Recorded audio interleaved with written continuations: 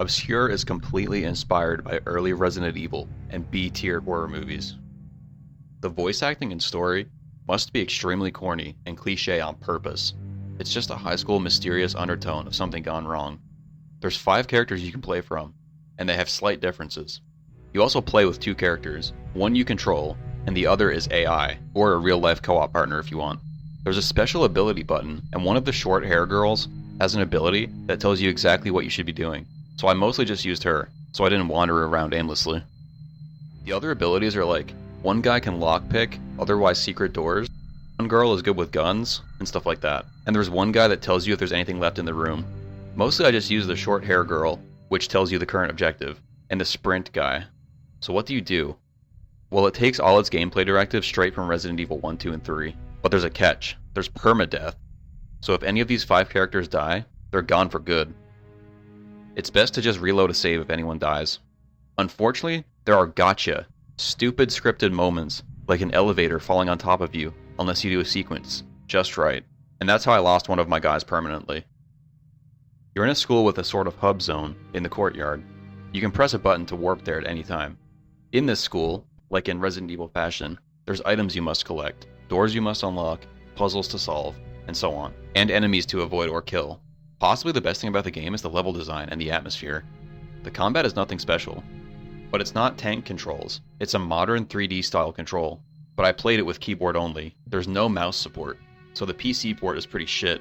I should have used the controller, but whatever.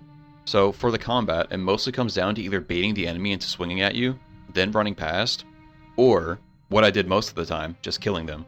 It seems there's actually enough ammo in this game to pretty much kill every monster you come across and still do fine. It's not that stressful in that sense. I was never completely out of ammo or struggling, despite pretty much killing every monster I came across. And for the first hour or 2, you have melee weapons, which suck, and you always take damage, but after that it gets better. There's not much in the way of weapons I found. There's standard pistols, a shotgun, a revolver that I never got to use, and a laser. Only 1 load of ammo. Used for the last boss. There's apparently some flashlight mechanic where if you hold a button, it makes enemies weaker. I could never really figure that out. Or if I did figure it out, I didn't really notice it helping too much. The controls are pretty shit, but I didn't use a controller like I was supposed to. It's keyboard only with annoying inventory system, where you hold the button down and scroll through items, Q for items, E for weapons. And more often than not, I found myself fumbling around in front of enemies, fighting for the controls working against me, rather than with me most of the time. So that's the combat and mechanics. What's left?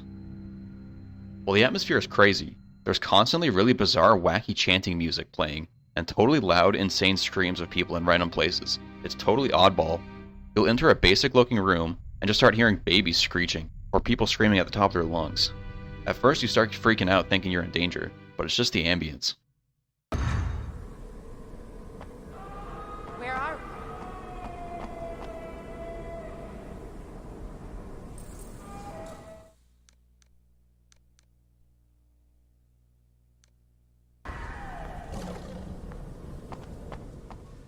The graphics are early 2000s, but with good use of fixed camera angles, Resident Evil style. No complaints there, and the right amount of grit and disgusting stuff all over the place, and the game can be fairly dark at times.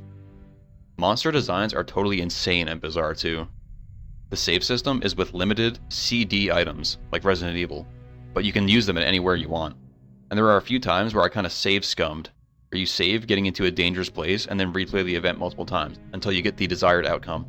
I really appreciate that the game has limited saves. It really does enhance the survival horror feeling of these games. And not many games in the genre actually do copy this feature from Resident Evil and give you limited saves.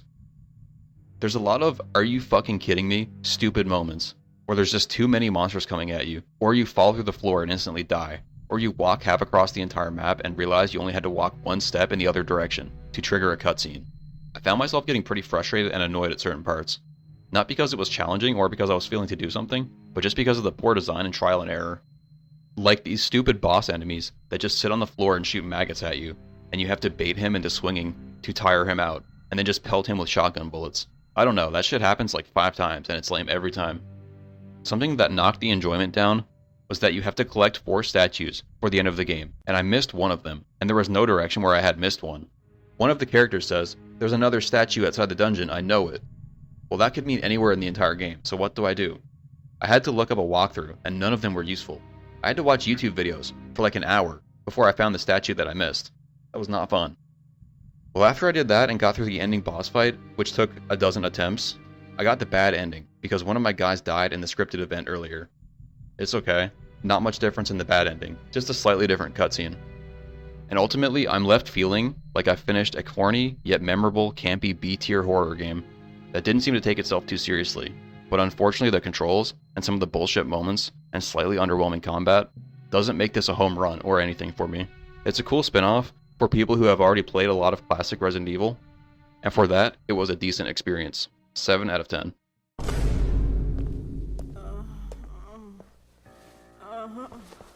Hey, Miss Wixon. But you've been infected.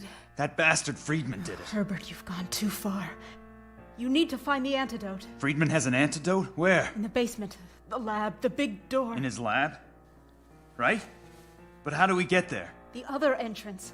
The gardens. An entrance in the gardens? A different one? Leonard, don't let him go. Forgive us. Wixon.